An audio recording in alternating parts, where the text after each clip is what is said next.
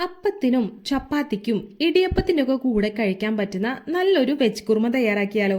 അപ്പോൾ ഇന്ന് ഞാൻ ഇടിയപ്പത്തിൻ്റെ കൂടെയാണ് ഈ ഒരു വെജ് കുർമ കഴിക്കാൻ പോകുന്നത്. കുട്ടികൾക്കൊക്കെ ഏറെ ഇഷ്ടപ്പെടുന്ന, ഒരുപാട് സ്പൈസിയും അല്ലാന്നുണ്ടെങ്കിൽ ഒരുപാട് സ്പൈസസും കാര്യങ്ങളൊന്നും ചേർക്കാത്ത നല്ല ടേസ്റ്റി ആയിട്ടുള്ള ഒരു വെജ് കുർമ.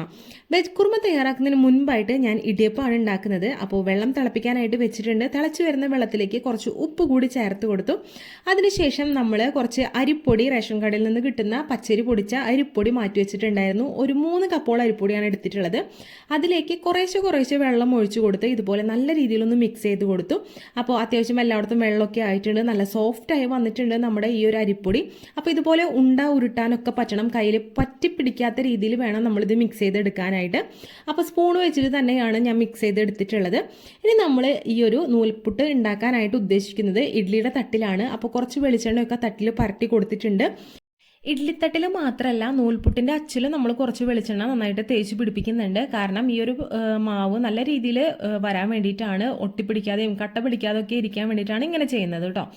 അതിനുശേഷം നല്ല ചൂടോട് കൂടിയിട്ടുള്ള ഈ ഒരു മാവ് നമ്മൾ ഈ ഒരു അച്ചിലേക്ക് നിറച്ച് കൊടുക്കുന്നുണ്ട്. ബാക്കി വന്നിട്ടുള്ള മാവ് നമ്മളൊരു മൂടി വെച്ച് അടച്ചു വെച്ച് കൊടുക്കുകയാണ്, ചൂടാറാതിരിക്കാൻ വേണ്ടിയിട്ടാണ്. അതിനുശേഷം ഇതൊക്കെ നന്നായിട്ട് മുറുക്കി വെച്ചതിന് ശേഷം നമ്മുടെ ഈ ഒരു ഇഡ്ലി തട്ടിലേക്ക് ഇങ്ങനെ ചുറ്റിച്ച് കൊടുക്കുക. അപ്പോൾ അതിനുള്ളിലുള്ള മാവ് ഇങ്ങനെ നൂല് പോലെ താഴത്തേക്ക് വീഴും. അപ്പോൾ നമ്മുടെ ഇഷ്ടത്തിനനുസരിച്ച് കട്ടി കുറച്ചോ അല്ലാന്നുണ്ടെങ്കിൽ കട്ടി കൂട്ടിയോ ഒക്കെ നമുക്ക് ഇതുപോലെ പരത്തിയെടുക്കാം കേട്ടോ. അപ്പോൾ ഇഡ്ലിത്തട്ടിൻ്റെ ഉള്ളിൽ ആ ഒരു കുഴിയുടെ ഉള്ളിൽ കൊള്ളുന്ന രീതിയിലാണ് ഞാൻ ആക്കിയെടുക്കുന്നത്. ഏകദേശം ഒരു ട്രിപ്പിൽ നമുക്ക് 9 നൂൽപുട്ട് ഉണ്ടാക്കിയെടുക്കാനായിട്ട് പറ്റും. ഇഡ്ലി ആണെന്നുണ്ടെങ്കിലും 9 എണ്ണം ഉണ്ടാക്കിയെടുക്കാം. അപ്പോൾ ഈ ഒരു പ്രോസസ്സും അല്ലാന്നുണ്ടെങ്കിൽ ഈ ഒരു രീതിയും കാര്യങ്ങളൊക്കെ എല്ലാവർക്കും അറിയുന്നതാണ്. ഇതിനേക്കാൾ എളുപ്പത്തിൽ നൂൽപുട്ട് ഉണ്ടാക്കാൻ പറ്റുന്ന ഒരുപാട് വിദ്യകളൊക്കെ എല്ലാവർക്കും അറിയാം. പക്ഷേ ഞാൻ എപ്പോഴായാലും ഇങ്ങനെയാണ് ഉണ്ടാക്കുക. നമ്മൾ ജോലിക്ക് പോകുന്നതിന് മുൻപായിട്ട് പെട്ടെന്ന് തന്നെ നമുക്ക് ചെയ്തെടുക്കാൻ പറ്റുന്ന ഒരു ഈസി ആയിട്ടുള്ള ബ്രേക്ക്ഫാസ്റ്റ് ആണെന്ന് എനിക്ക് തോന്നാറുണ്ട് പലപ്പോഴും.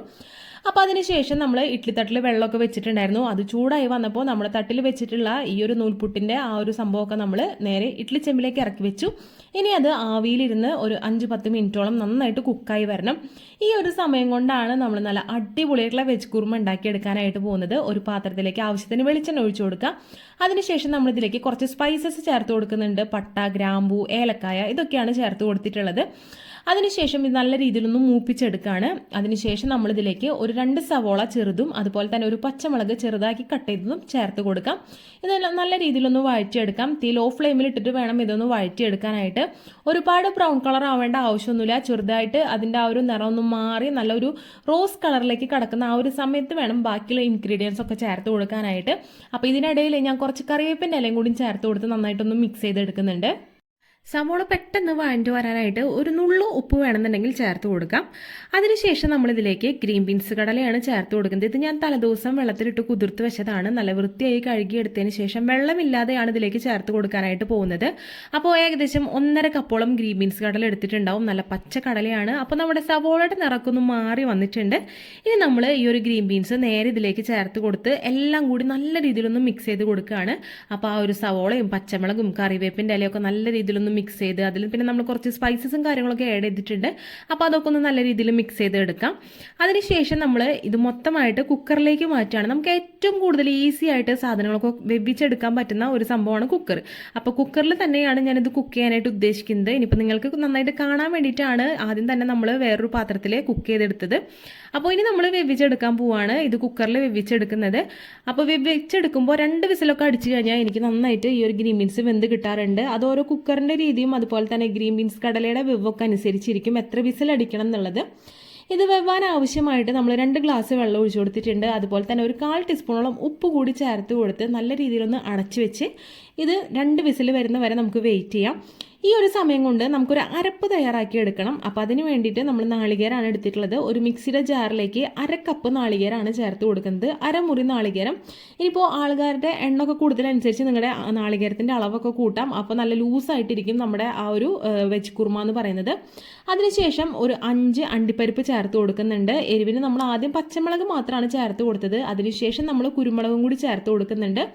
ആവശ്യത്തിന് കുരുമുളകും അതുപോലെ തന്നെ വെള്ളവും ചേർത്ത് കൊടുത്ത് നല്ല ഫൈൻ പേസ്റ്റ് രൂപത്തിൽ തന്നെ അരച്ചെടുക്കാം. ഈ ഒരു സമയം കൊണ്ട് നമ്മുടെ കുക്കർ 2 വിസിൽ അടിച്ചു. അപ്പോൾ നമ്മുടെ ഗ്രീൻ ബീൻസ് ഒക്കെ അത്യാവശ്യം നല്ല രീതിയിൽ വെന്ത് വന്നിട്ടുണ്ട്. ഒരുപാട് വെന്ത് ഉടഞ്ഞു പോയിട്ടില്ല, എങ്കിലും കഴിക്കാൻ പറ്റുന്ന രീതിയിൽ വെന്തിട്ടുമുണ്ട്. ഈ ഒരു പാകത്തിലാണ് നമ്മൾ ഗ്രീൻ ബീൻസ് ആക്കിയെടുത്തിട്ടുള്ളത്.